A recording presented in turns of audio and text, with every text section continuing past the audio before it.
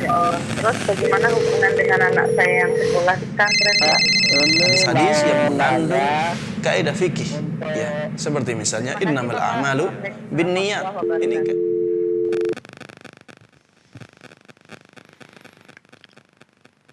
Bismillahirrahmanirrahim. Assalamualaikum warahmatullahi wabarakatuh. Alhamdulillahirabbil alamin. Wassalatu wassalamu ala nabiyyina Muhammadin wa ala alihi wa sahbihi ajmain.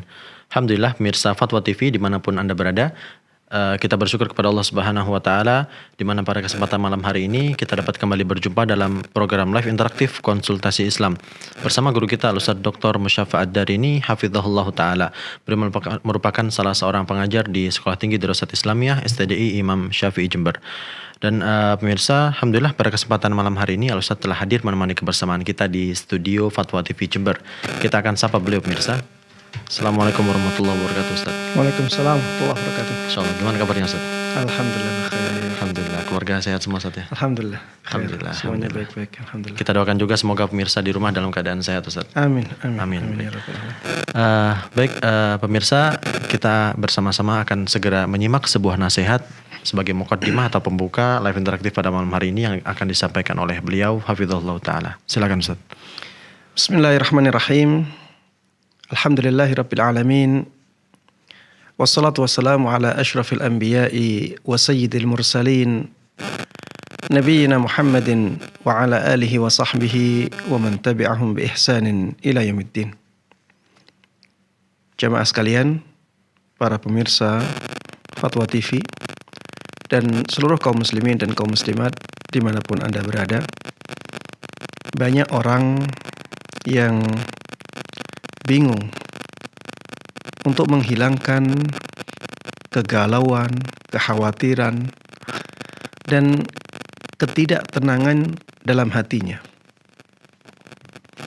Banyak dari mereka bahkan yang sampai mendatangi psikiater karena merasakan ketidaktenangan yang luar biasa dalam hatinya. Dan banyak dari mereka yang sampai mengeluarkan jutaan bahkan ratusan juta untuk menghilangkan kegalauan, ketidaktenangan dalam hatinya. Jamaah sekalian rahimani wa rahimakumullah. Sebenarnya di dalam Islam ada obat yang sangat manjur untuk menghilangkan kegalauan tersebut, menghilangkan ketidaktenangan, menghilangkan kekhawatiran akan masa depan, rasa takut menghadapi kehidupan. Obat tersebut adalah mendekat kepada Allah Subhanahu wa taala. Menjadi seorang hamba yang dicintai oleh Allah Subhanahu wa taala. Mendekat dengan zikir, mendekat dengan ketaatan kepada Allah Subhanahu wa taala. Obat yang sebenarnya sangat sederhana, sangat murah. Obat yang benar-benar sangat manjur untuk menghilangkan kegalauan, kekhawatiran, ketakutan, dan seterusnya. Di antara yang menunjukkan hal ini adalah firman Allah Subhanahu wa taala, "Ala inna awliya Allah la khaufun 'alaihim wa la hum yahzanun."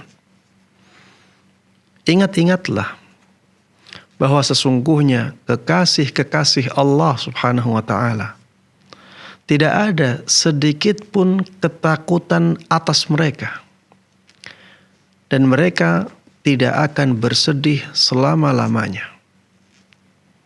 Garis bawahi, tidak ada sedikit pun ketakutan atas mereka, dan mereka tidak akan bersedih selama-lamanya.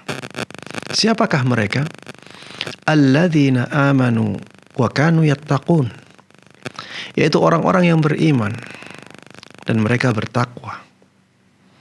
Orang-orang yang beriman dan mereka bertakwa. Itulah orang-orang yang selalu mendekat kepada Allah Subhanahu wa taala.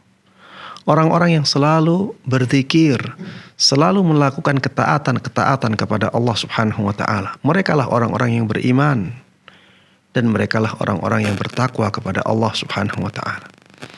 Apa balasan mereka? Lahumul busyra fil hayatid dunya wa fil akhirah. Bagi mereka kabar gembira. Bagi mereka kabar gembira. Di mana? Fil hayatid dunya wa fil akhirah.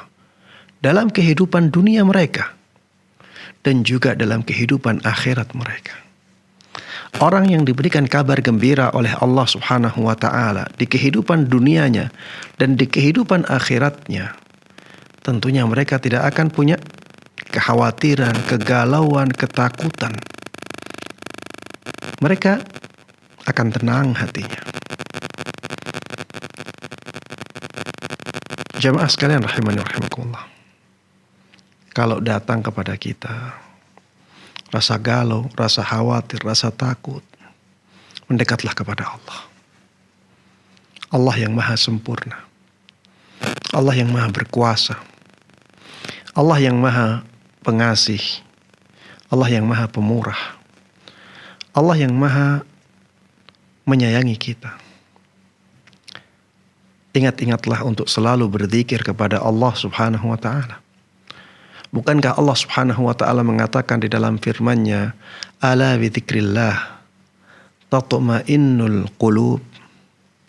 Ingat-ingatlah, dengan berzikir kepada Allah Subhanahu wa taala, hati-hati manusia menjadi tenang. Kita ingin tenang. Kita ingin tidak galau, tidak khawatir, tidak takut dalam menjalani kehidupan ini. Banyaklah berzikir kepada Allah Subhanahu wa taala. Mereka yang berzikir kepada Allah Subhanahu wa taala, hatinya akan menjadi tenang. Hatinya akan menjadi bahagia.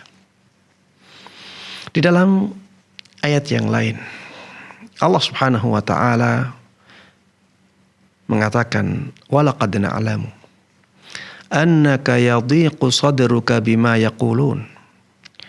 Kami benar-benar tahu, wahai Muhammad, bahwa dadamu menjadi sempit karena bulian-bulian mereka.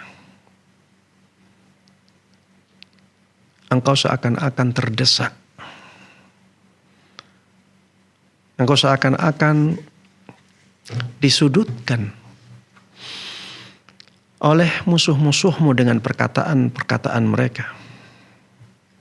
Seakan-akan dunia menjadi sempit. Apa kata Allah Subhanahu wa taala? Apa obatnya? Allah Subhanahu wa taala mengatakan, "Fasabbih bihamdi rabbika wa kum minas sajidin." Maka bertasbihlah engkau, wahai Muhammad, dengan memuji Rabbmu. Wa kum minas sajidin, dan jadilah orang yang bersujud. Tasbih masuk dalam kategori zikir. Hamdalah, memuji Allah Subhanahu wa taala, masuk dalam kategori zikir. Salat itu juga zikir. Semua ini ibadah. Semua ini adalah jalan untuk mendekat kepada Allah Subhanahu wa taala. Terakhir apa kata Allah menutup surat Al-Hijr? Wa'bud rabbaka hatta ya'tiyakal yaqin. Beribadahlah engkau kepada Rabbmu sampai ajal mendatangimu. Sampai ajal mendatangimu. Ini adalah perintah umum setelah Allah Subhanahu wa taala memerintahkan sesuatu yang khusus. Tasbih, ibadah yang khusus. Memuji Allah Subhanahu wa taala, ibadah yang khusus. Sujud, ibadah yang khusus. Kemudian Allah tutup dengan perintah umum, beribadahlah engkau kepada Rabbmu. Ini masih dalam konteks obat galau. Ketika dadamu menjadi sempit. Orang yang dadanya sempit. Orang yang merasa disudutkan. Hatinya tidak tenang. Hatinya merasa sedih. Hatinya merasa galau. Obatnya adalah beribadah kepada Allah. Obatnya adalah mendekat kepada Allah Subhanahu wa ta'ala. Banyak bertasbih. Banyak bertahmid. Banyak untuk sholat. Banyak untuk sholat. Makanya di dalam sebuah hadis disebutkan, kana Rasulullah sallallahu alaihi wasallam idza ahammahu al-amr qama ila shalah. Dahulu Rasulullah sallallahu alaihi wasallam apabila diganggu, ya, pikirannya terganggu dengan sesuatu, mengkhawatirkan sesuatu, beliau berdiri dan sholat. Jamaah sekalian rahimani wa rahimakumullah. Ketika kita mendekat kepada Allah dan kita benar-benar menjadi dekat dengan Allah Subhanahu wa ta'ala, kemudian kita adukan masalah-masalah kita kepada Allah, Allah akan bereskan semua masalah kita. Masalah kita akan menjadi mudah. Karena kita bertakwa kepada Allah, akan terbuka di depan kita pintu-pintu yang menjadikan kita bisa menyelesaikan masalah. Wa may yattaqillaha yaj'al lahu makhraja. Barang siapa yang bertakwa kepada Allah, Allah akan memberikan solusi dalam kehidupan dia, untuk dia. Wa may yattaqillaha yaj'al lahu min amrihi yusra. Barang siapa yang bertakwa kepada Allah Subhanahu wa ta'ala, Allah akan jadikan urusan-urusannya menjadi mudah. Itulah balasan yang Allah berikan kepada mereka yang bertakwa, kepada mereka yang mendekat kepadanya, kepada mereka yang selalu bermunajat, mengadukan masalah-masalahnya kepada Allah Subhanahu wa ta'ala. Maka jamaah sekalian rahimani wa rahimakumullah, ketika ada banyak masalah dalam kehidupan kita, kembalilah kepada Allah Subhanahu wa ta'ala. Kembalilah kepada Allah Subhanahu wa ta'ala. Di sanalah jawaban semua masalah kehidupan kita. Demikian jamaah sekalian rahimani wa rahimakumullah, pesan singkat yang ingin Ana sampaikan. Mudah-mudahan bermanfaat dan Allah berkahi.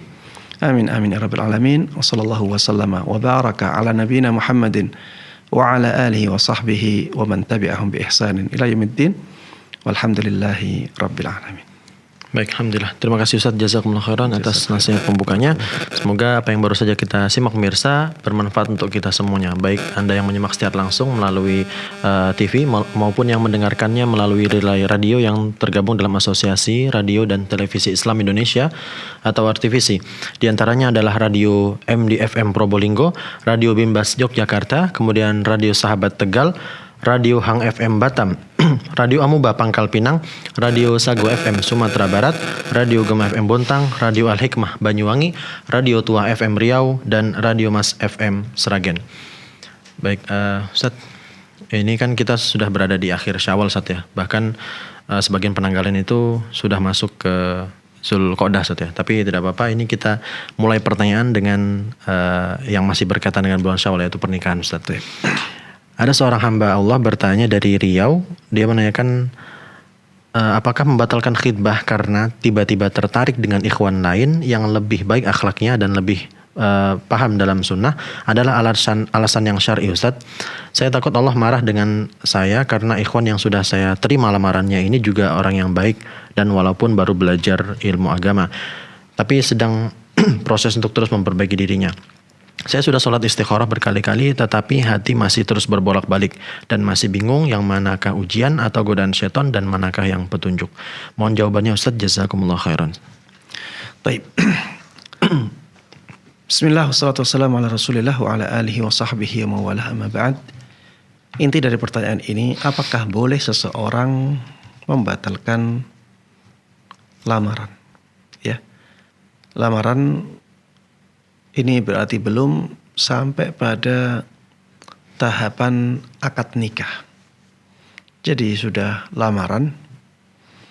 Biasanya setelah lamaran ya menentukan kapan akan dilakukan akad nikah. Bolehkah membatalkan lamaran? Ini masalah yang mendasari jawaban dari kasus ini.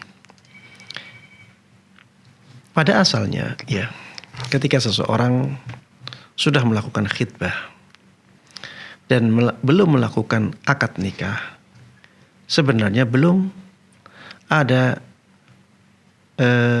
ikatan, ya, belum ada ikatan yang mengharuskan dua belah pihak harus meneruskan akad. Karena ini masih proses, ya, proses menuju akad nikah. Jadi akadnya belum terjadi. Seperti seseorang yang mengatakan nanti ya kita melakukan akad jual belinya bulan depan. Kita melakukan akad jual belinya bulan depan. Apakah ketika keduanya sepakat untuk melakukan akad jual beli bulan depan, menjadi harus melakukan akad jual beli di bulan depan itu, sehingga tidak boleh dihentikan? Jawabannya tidak demikian. Bisa jadi di pertengahan jalan ke bulan depan, salah satu dari dua belah pihak berubah pikiran. Dan ketika alasannya kuat, maka menjadi tidak masalah. Ketika alasannya kuat, menjadi tidak masalah. Karena memang belum ada akad jual beli. Belum ada akad jual beli. Begitu pula dengan akad nikah. Selama akad belum terjadi, maka tidak ada keharusan untuk meneruskan sampai ke tahap akad nikah. Sehingga kalau misalnya di tengah perjalanan menuju akad nikah, ya, ada yang berubah pikiran, maka sebenarnya tidak menjadi masalah, ya. Tidak menjadi masalah untuk membatalkan rencana akad nikah itu. Terutama apabila di sana ada alasan-alasan yang kuat untuk membatalkan akad nikah itu, ya, karena mungkin ada pilihan yang lebih baik, ya, atau mungkin ada sesuatu yang dikhawatirkan. Karena ini tahapan belum sampai tahapan akad nikah. Kesimpulan dari jawaban pertanyaan, ya, sebenarnya membatalkan rencana akad nikah itu bukan dosa, ya, bukan dosa, terutama apabila ada alasan yang disebutkan dalam pertanyaan, ada pilihan yang lebih baik lagi. Menurut hitungan manusia, pilihannya lebih baik lagi. Maka tidak mengapa mengambil pilihan yang lebih baik. Kecuali apabila ada mudarat yang lebih besar. Kalau ada mudarat yang lebih besar, maka lebih baik menghindarkan mudarat yang lebih besar daripada memilih pilihan yang menurut kita lebih baik. Karena itu masih dalam perkiraan, ya, itu masih dalam perkiraan. Kalau saran saya bagi orang yang bertanya, kuatkan terus untuk istikharah. Kuatkan terus untuk istikharah. Setelah itu tentukan pilihan. Ya, setelah itu tentukan pilihan. Bismillah. Apapun pilihan kita, kalau itu dimudahkan oleh Allah Subhanahu wa taala, maka insya Allah itulah yang terbaik. Apapun pilihan kita, kalau ternyata disulitkan oleh Allah Subhanahu wa taala, maka berarti itu bukan pilihan yang terbaik. Ya, doa dalam istikharah apa sih? Allahumma in kunta ta'lam anna hadzal amr khairan li fi dini wa ma'ashi wa 'aqibati amri faqdirhu li wa yassirhu li thumma barik li fi. Ya Allah, apabila Engkau tahu bahwa perkara ini itu lebih baik untuk agamaku, untuk kehidupanku dan untuk kehidupan akhiratku. Faqdurhu li, takdirkan itu untukku. Wa yassirhu li, permudah itu untukku. Tsumma barik li fih, kemudian berkahi itu untukku. Ini doa kita. Doa dalam istikharah itu seperti itu. Kemudian wa in kunta ta'lam an hadzal amr syarran li fi dini wa ma'ashi wa akibati amri fasrifu anni wasrifni anhu waqdur liyal khair haitsu kan thumma raddini bi. Tapi apabila engkau tahu bahwa perkara ini, pilihanku ini tidak baik, syarran li, tidak baik ya, itu buruk untukku, fasrifu anni, jauhkan dia dariku, wasrifni anhu, jauhkan diriku darinya, waqdur liyal khair haitsu kan, dan takdirkan kebaikan untukku bagaimanapun itu. Tsumma raddini bih, jadikan aku rela dengan takdir itu. Sehingga setelah istikharah, maka tentukan pilihan kita. Kalau pilihan itu dimudahkan oleh Allah, berarti itu yang paling baik untuk kita. Kalau pilihan itu dijadikan sulit oleh Allah Subhanahu wa taala, maka Allah akan maka kita ya menghindar dari pilihan itu. Ya intinya banyak istikharah dulu, kemudian setelah itu kita memilih satu pilihan. Apabila itu memang baik, Allah akan mudahkan untuk kita. Apabila itu buruk untuk kita, Allah akan jauhkan hal itu dari diri kita. Ya demikian, wallahu ta'ala a'lam. Baik, Masya Allah. Jazakumullah khairan atas jawabannya. Demikian jawaban untuk saudari yang bertanya. Semoga bermanfaat. Selanjutnya pemirsa, kita telah terhubung dengan Ibu Elvi dari Sulawesi Barat. Kita akan sapa. Assalamualaikum Fatwa TV. Assalamualaikum warahmatullahi wabarakatuh. Baik, silakan Ibu. Assalamualaikum. Waalaikumsalam warahmatullahi wabarakatuh. Nah, apa hukumnya berkorban untuk orang yang sudah meninggal? Apa hukumnya? Berkurban Ibu ya? Ya. Baik, cukup Ibu? Ya, cukup. Baik, terima kasih atas pertanyaannya Ibu Elvi. Barakallahu fikum. Silakan Ustaz. Baik. Pertanyaannya tentang hukum berkorban untuk orang yang meninggal. Ya, ini ada beberapa keadaan ya. Hukumnya berbeda-beda sesuai dengan keadaan yang berbeda-beda itu. Keadaan yang pertama, apabila berkorban untuk orang yang meninggal karena wasiat. Jadi sebelum meninggal, orang tersebut berwasiat untuk melakukan ibadah korban untuk dia. Maka yang seperti ini dibolehkan oleh para ulama, dan ini sudah disepakati oleh para ulama. Keadaan yang kedua, apabila berkorban untuk orang yang meninggal, tapi diikutkan dengan kurbannya orang yang masih hidup. Ya, seperti misalnya ketika seorang anak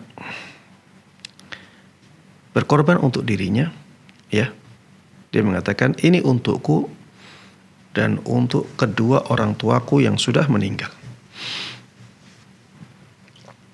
Di sini korbannya dari anak.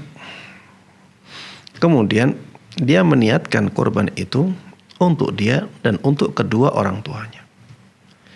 Yang kedua orang tuanya sudah meninggal. Ini kedua orang tuanya diikutkan dengan anaknya yang masih hidup. Yang seperti ini juga disyariatkan. Ada contohnya dari Nabi kita Muhammad sallallahu alaihi wasallam, tidak menjadi masalah.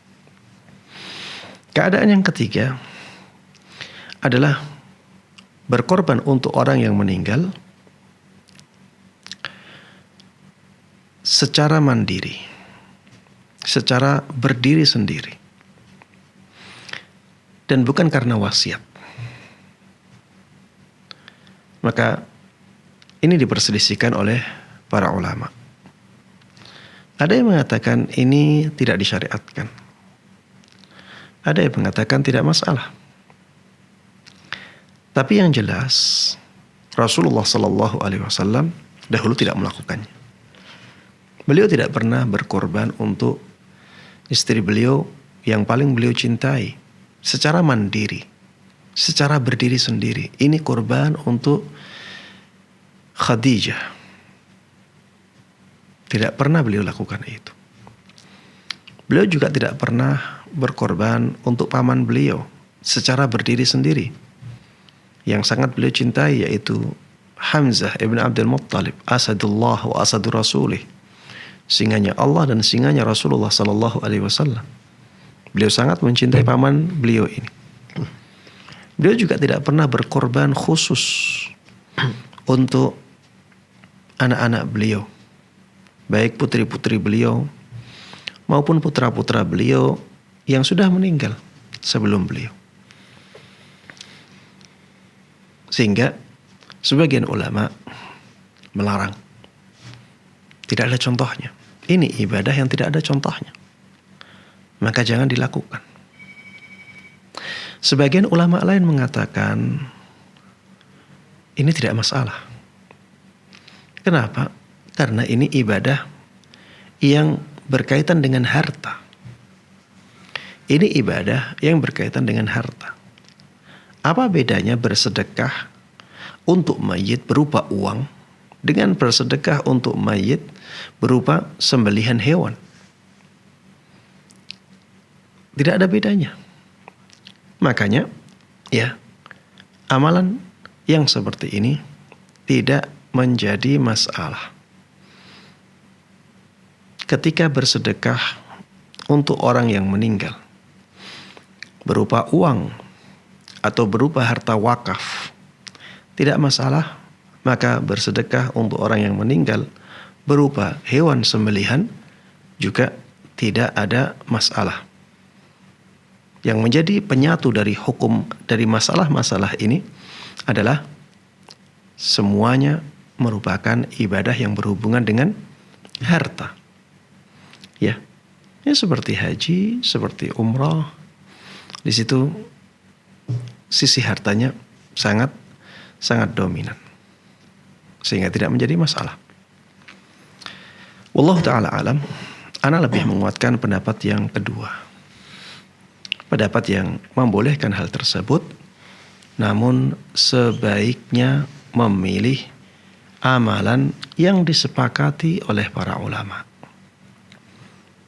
Dan kita tidak rugi. Jadi orang tersebut tetap mendapatkan pahala ibadah kurban. Kita bawa kepada keadaan yang kedua, bukan keadaan yang ketiga. Keadaan yang ketiga ini diperselisihkan oleh para ulama. Sudah, kita berkorban untuk orang yang meninggal tersebut siapa, tapi kita ikutkan dengan ibadah kurban kita. Kita berkorban untuk diri kita dan untuk si fulan yang kita inginkan. Dengan praktek seperti itu, ya, para ulama semuanya sepakat membolehkannya. Ya, ini saran ana. Ya, memang ana mengatakan pendapat masalah yang ketiga boleh dilakukan, ya, tapi kurang afdal. Ya, para ulama juga mengatakan al-khuruju minal khilafi mustahab. Keluar dari perbedaan pendapat di kalangan para ulama itu dianjurkan. Ya sudah, kita lebih baik mengamalkan atau membawa masalah ini kita bawa pada keadaan yang kedua, menyembelih untuk mayit tapi bukan dengan cara berdiri sendiri, bukan khusus untuk mayit, tapi mayit diikutkan dengan orang yang masih hidup. Wallahu ta'ala alam. Baik, Masya Allah. Terima kasih Ustaz, jazakumullah khairan atas jawabannya. Demikian jawaban untuk Ibu Elvi, semoga bermanfaat. Baik, selanjutnya pemirsa kita telah tersambung dengan Bapak Kadan dari Cianjur. Kita akan sapa. Assalamualaikum Fatwa TV. Waalaikumsalam warahmatullahi wabarakatuh. Baik, silakan Bapak. Assalamualaikum Pak Ustadz. Waalaikumsalam warahmatullahi wabarakatuh. Saya ingin bertanya tentang ini khutbah Jumat. Namun sebelumnya saya ingin menyambung pertanyaan yang barusan sedikit Ustadz. Kata Ustadz kan kita mengikutkan yang sudah meninggal kurban itu Ustadz. Apakah punya bagian tersendiri Ustadz atau diikutan ke bagian yang masih hidup Ustadz? Contohnya kan unta untuk 7 orang, sapi untuk 7 orang, yang 6 untuk orang yang masih hidup, dan yang 1 untuk orang yang sudah meninggal. Apakah begitu Ustaz?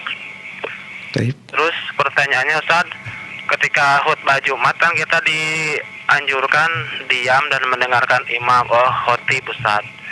Ketika berdoa Ustaz, apakah kita disunahkan mengaminkan secara melafadzkan amin, atau cukup di hati? Kalau misalkan dilafadzkan, apakah itu di akhir doa atau setiap kalimat doa Ustaz? Mohon penjelasannya. Baik, cukup Bapak. Syukuran Ustaz, jazakumullah khair. Assalamualaikum warahmatullahi wabarakatuh. Waalaikumsalam warahmatullahi wabarakatuh. Baik, terima kasih kepada Bapak Kadan atas pertanyaannya. Barakallahu fikum. Silakan Ustaz, 2 pertanyaan. Baik. Ya, pertanyaan yang pertama tadi ditanyakan tentang apakah maksudnya mengikutkan mayit ke dalam ibadah kurban kita adalah memasukkannya ke dalam satu kurban, satu hewan kurban, ataukah maksudnya memasukkannya ke dalam satu hewan yang bisa dijadikan kurban untuk lebih dari 1 orang, ya, seperti sapi atau onta, bisa untuk 7 orang. Nanti mayitnya 1/7-nya. Jawabannya, jamaah sekalian rahimani wa rahimakumullah, maksudnya mengikutkan mayit ke dalam ibadah kurban kita adalah benar-benar itu ibadah kurban kita, satu untuk 1 orang. Ya, 1 hewan, misalnya kambing, untuk kita dan mayit. Atau 1/7 sapi untuk kita dan mayit yang kita inginkan. Atau 1/7 onta untuk kita dan untuk mayit yang diinginkan. Jadi harus dibedakan antara bersekutu dalam memiliki hewan kurban dengan bersekutu dalam mendapatkan pahala ibadah kurban. Bersekutu dalam memiliki hewan kurban ini hanya boleh untuk sapi dan onta. Keduanya untuk 7 orang. Ya, sapi untuk 7 orang, onta untuk 7 orang. Ini bersekutu dalam memiliki hewan kurban. Ada dalil khususnya. Adapun bersekutu dalam mendapatkan pahala ibadah kurban, ya, ini umum. Ya, bisa di 1 kambing, atau di 1 domba, atau di 1/7 sapi, atau di 1/7 onta. Dan ini juga ada contohnya dari Nabi kita Muhammad sallallahu alaihi wasallam. Jadi 1 kambing atau 1 domba atau 1/7 sapi atau 1/7 onta, kita boleh bersekutu di dalamnya, tapi dalam pahalanya saja. Pemiliknya harus 1. Pemiliknya harus 1. Adapun persekutuan dalam memiliki hewan kurban itu hanya untuk sapi dan onta, dan itu pun dibatasi, ya, hanya untuk 7 orang, sehingga 1 orang harus memiliki 1/7-nya. Ya, ini jawaban untuk pertanyaan lanjutan dari pertanyaan yang sebelumnya. Untuk pertanyaan yang kedua tentang masalah mengaminkan doanya khatib ketika khutbah Jum'ah, apakah dilafalkan ataukah harus di dalam hati? Jawabannya jamaah sekalian rahimani wa rahimakumullah, ketika kita mendengarkan doanya khatib, maka kita mengaminkan dengan melafalkannya. Iya, kita mengaminkan dengan melafalkannya, dan ini tidak masalah ya. Ini tidak termasuk tindakan sia-sia yang dilarang ketika khatib berkhutbah. Karena ya khutbahnya sudah selesai ya. Dengan adanya doa itu sebenarnya khatib sudah tidak berkhutbah lagi. Khatib sekarang sedang berdoa. Dan doa itu butuh untuk kita aminkan. Namun ya agar tidak gaduh di dalam masjid ya, maka kita mengaminkan dengan suara yang lirih. Agar suasana khidmah dalam khutbah Jum'ah tetap terjaga. Kita aminkan dengan suara lirih. Dengan memperdengarkan diri kita dengan amin tersebut.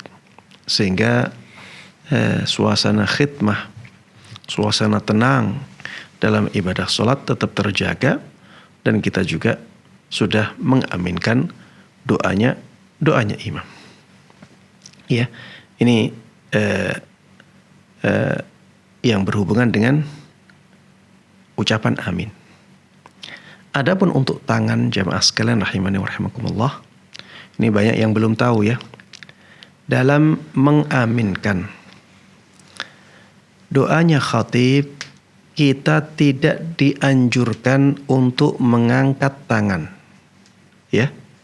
Kita tidak dianjurkan untuk mengangkat tangan, dan ini ada hadis khususnya dari seorang sahabat Rasulullah sallallahu alaihi wasallam yang menjelaskan tentang praktek Rasulullah sallallahu alaihi wasallam dalam berdoa.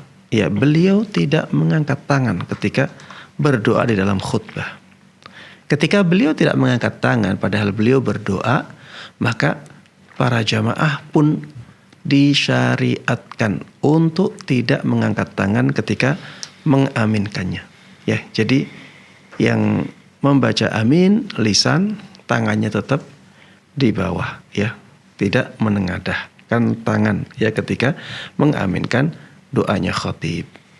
Demikian, Allah taala alam.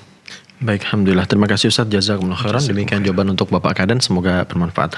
Selanjutnya pemirsa, kita telah tersambung dengan Ummu Yodi dari Pekanbaru. Kita sapa. Assalamualaikum Fatwa TV. Waalaikumsalam warahmatullahi wabarakatuh. Baik, silakan Ibu.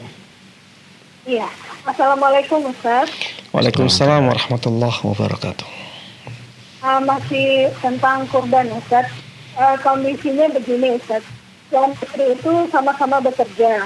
Jadi yang suami juga kurban, yang istri juga kurban, dan dia juga punya keluarga. Yang istri ini kan bapak ibunya sudah meninggal, yang suami juga orang tuanya juga udah meninggal. Jadi mereka punya inisiatif masing-masing berkorban untuk mengikutkan keluarga masing-masing gitu. Jadi tahun ini mereka berencana untuk mengorban korban atas nama orang tua masing-masing, Ustaz. Jadi karena tadi saya dengar atas nama mayit tidak boleh, itu mengikutkan saja dari anaknya. Itu gimana hukumnya Ustaz? Suami juga kurban, istri juga kurban. Cukup Ibu? Terus untuk niat pengen sedekah lah jatuhnya ya atas nama orang tua itu sebaiknya yang bagaimana lagi Ustaz? Karena kan kalau dikaitkan juga di korban kan katanya kurang bagus, itu baiknya di segi yang mana lagi Ustaz? Udah Ustaz, itu aja. Baik, terima kasih Ummu Yodi atas pertanyaannya. Waalaikumsalam warahmatullahi wabarakatuh. Silakan Ustaz. Taib, iya.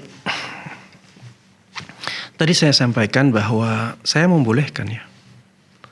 Saya tadi menguatkan pendapat yang membolehkan untuk berkorban untuk dihadiahkan kepada mayit secara berdiri sendiri. Saya hanya mengatakan sebaiknya perkara-perkara yang diperselisihkan oleh para ulama seperti ini kita hindari. Saya katakan al-khuruju minal khilafi mustahab. Ini kaidah yang disampaikan oleh banyak ulama. Keluar dari khilaf para ulama itu dianjurkan. Bagaimana kita keluar dari khilaf para ulama dalam masalah ini dengan melakukan praktek yang kedua. Ya. Kita berkorban untuk diri kita dan untuk mayit yang kita inginkan. Siapa yang kita inginkan dari mayit yang kita kehendaki ya. Mayit yang kita kehendaki kita sebut. Kita sebut namanya, ini kurban dariku dan dari si fulan. Ya Allah, terimalah dariku dan dari si fulan. Ini seperti ini ada contohnya dari Nabi kita Muhammad sallallahu alaihi wasallam. Walaupun yang kita jadikan sebagai hewan kurban adalah satu kambing atau satu domba atau sepertujuh sapi atau sepertujuh onta. Karena di sini ya kita berkongsi dalam pahala, bukan dalam kepemilikan. Kemudian bagaimana dengan praktek yang juga banyak terjadi di masyarakat? Istri berkorban, suami berkorban, kemudian suami berkorban untuk orang tuanya juga, istri berkorban untuk suaminya, untuk orang tuanya juga. Ya, apakah seperti ini ya dibolehkan dalam syariat? Maka saya katakan dibolehkan. Tidak ada masalah di situ. Namun kalau ingin yang lebih afdal, ya, kalau ingin yang lebih afdal, maka suami berkorban dengan semua hewan kurbannya. Misalnya dia berkorban dengan 10 kambing. Apakah boleh Ustadz? Boleh, tidak ada masalah. Rasulullah SAW dulu berkorban dengan 2 kambing. Berkorban dengan lebih dari 1 kambing tidak masalah. Boleh 3, boleh 4, boleh 10, boleh 20. Dan semuanya diniatkan untuk dia dan orang tuanya. Semuanya diniatkan untuk dia dan orang tuanya. Setiap kambingnya nyembelih, ini untukku dan untuk orang tuaku. Ini untukku dan untuk orang tuaku. Ya Allah, terimalah ini dariku dan dari orang tuaku. Seperti itu. Ini yang lebih afdal, dan dengan seperti ini kita bisa keluar dari perbedaan pendapat para ulama. Begitu pula istri.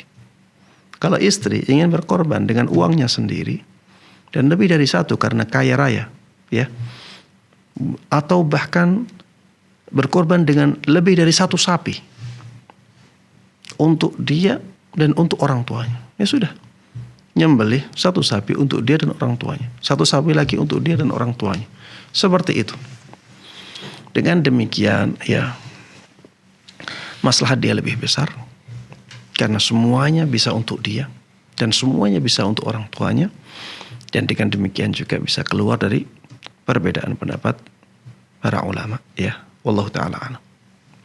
Baik, terima kasih Ustaz, jazakumullah khairan. Demikian jawaban untuk Umu Yodi, semoga bermanfaat. Selanjutnya kita telah terhubung dengan seorang penanya dari Sumbawa. Kita akan sapa. Assalamualaikum Fatwa TV. Waalaikumsalam warahmatullahi wabarakatuh. Baik, silakan Ibu pertanyaannya. Waalaikumsalam Pak Ustaz. Waalaikumsalam warahmatullahi wabarakatuh. Begini Pak Ustaz, keluarga kami kan baru 2 tahun kami kenal dakwah sunnah Pak Ustaz. Ingin kami tanyakan, bagaimana hanya dengan ibadah-ibadah kami yang kami kerjakan tidak sesuai sunnah, itu kan katanya tertolak. Adakah amalan-amalan yang bisa mengisi ketertinggalan tersebut Pak Ustaz? Kemudian yang kedua, adakah amalan-amalan yang bisa menambah pahala sholat yang disebabkan karena sholat tersebut minimnya kadar khusyuk Pak Ustaz? Bagaimana caranya? Apa bisa dengan cara menambah kuantitas ibadah? Demikian Pak Ustaz. Barakallahu fiik. Jazakallahu khairan. Assalamualaikum warahmatullahi wabarakatuh. Assalamualaikum warahmatullahi wabarakatuh. Baik, terima kasih kepada Ibu penanya dari Sumbawa. Semoga Allah memberikan keberkahan atas pertanyaan tersebut. Silakan Ustaz. Iya. Iya. Kita sangat berbahagia ya. Dan sangat senang ya dengan kabar-kabar yang seperti ini ya. Mendapatkan hidayah sunnah ketika masih hidup. Ini merupakan kenikmatan yang sangat besar yang Allah berikan kepada kita.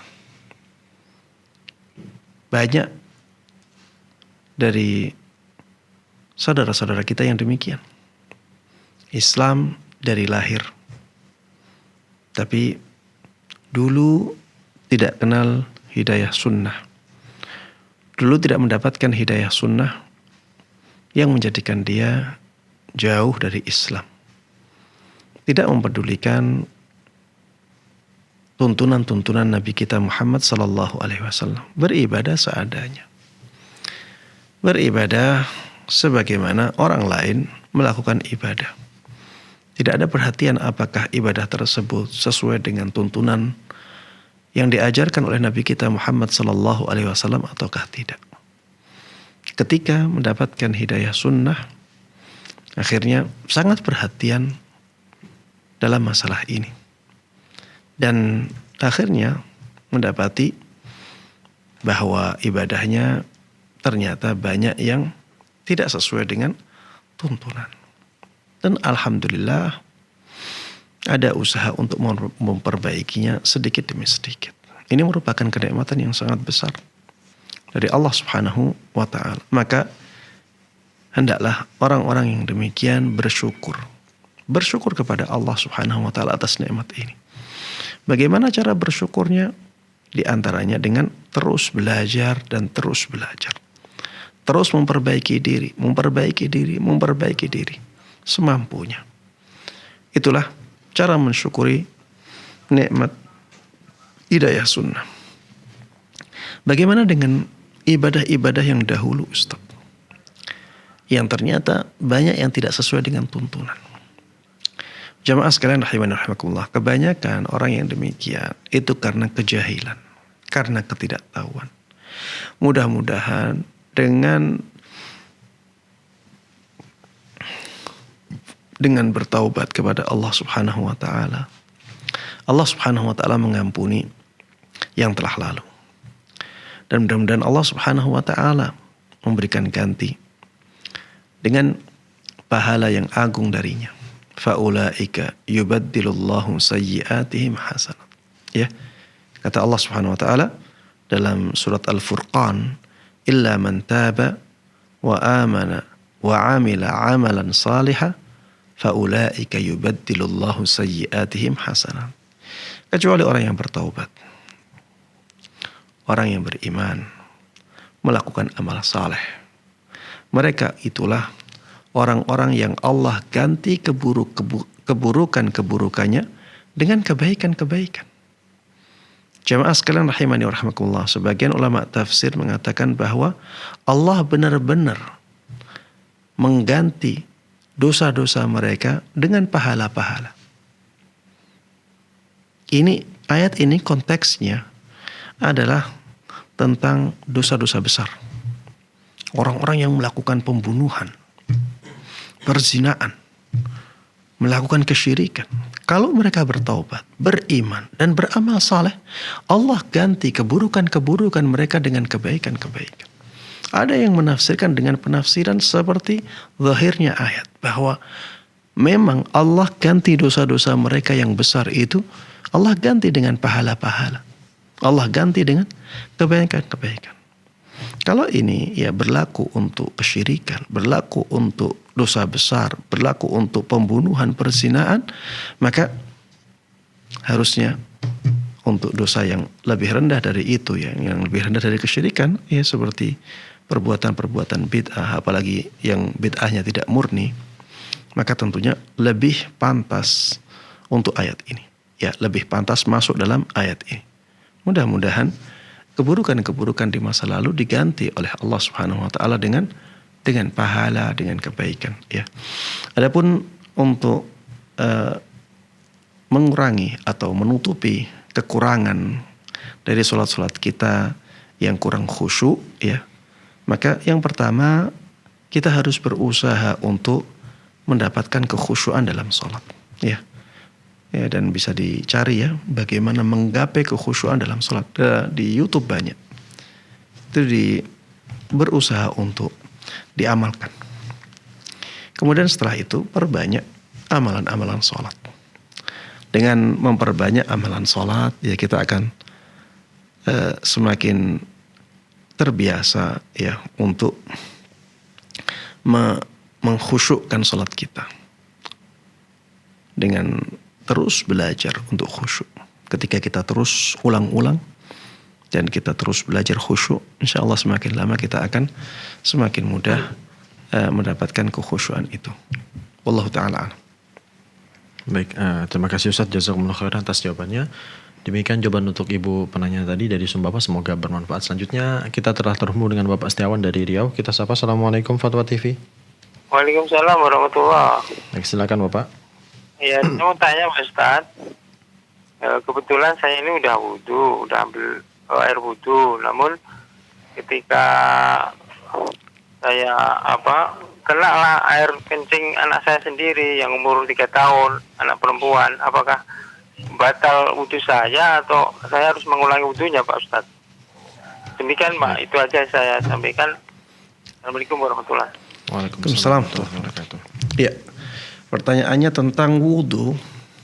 Seorang yang telah wudhu kemudian setelah itu terkena najis, dan yang disebutkan dalam pertanyaan adalah najis kencingnya anak perempuan.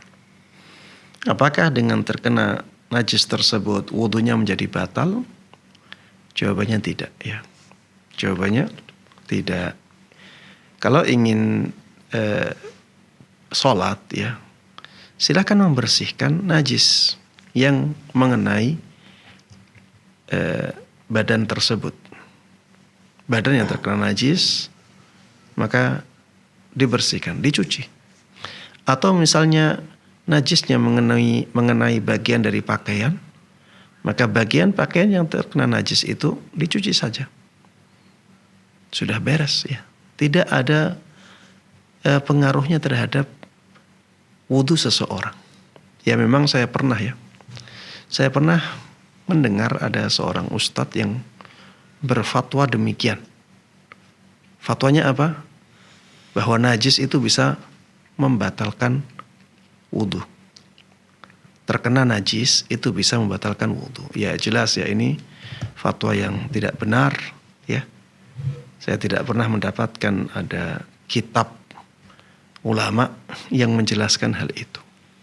Memang ya kalau kita mengeluarkan najis dari 2 jalan itu membatalkan wudhu. Seperti kita kencing, ya. Mohon maaf, kita BAB juga. Itu membatalkan wudhu, iya. Tapi batalnya wudhu itu bukan karena najisnya kencing. Bukan karena orang itu terkena najis kencing, bukan. Batalnya wudhu itu karena ada yang keluar dari 2 jalan itu. Ada yang keluar dari 2 jalan itu. Kalau yang keluar bukan kencing, misalnya batu pun, maka wudhunya menjadi batal. Baik dari jalan depan ataupun jalan belakang. Kalau jalan belakang yang keluar udara, jadi batal juga wudhunya.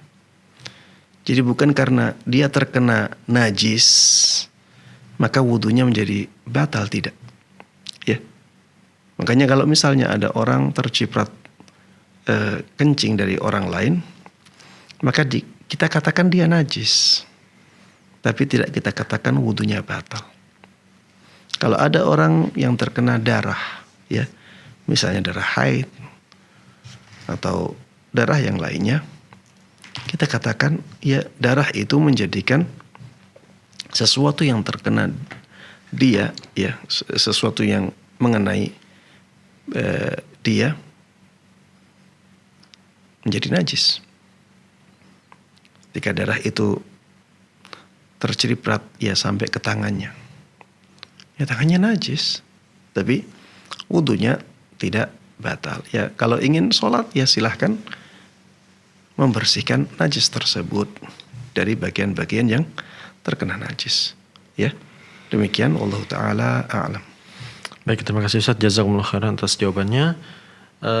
Demikian jawaban untuk Bapak penanya tadi, semoga bermanfaat. Baik Ustaz, pertanyaan tadi sekaligus mengakhiri perjumpaan kita Ustaz. Kami ucapkan jazakumullah khairan sudah meluangkan waktu untuk hadir di studio Fatwa TV Jember Ustaz. Barakallahu fikum. Baik pemirsa, saksikan terus live interaktif hanya di Fatwa TV mulai dari hari Senin sampai dengan Jumat di waktu yang sudah dijadwalkan.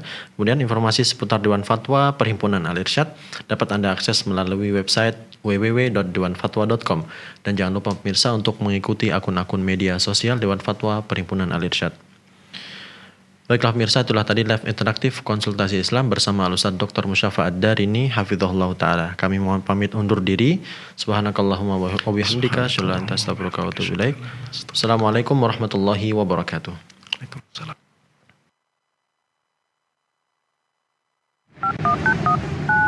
Ya Allah. Terus bagaimana hubungan dengan anak saya yang sekolah di pesantren, Pak? Hadis yang mengandung kaidah fikih, ya, seperti misalnya innamal a'malu binniyat. Ini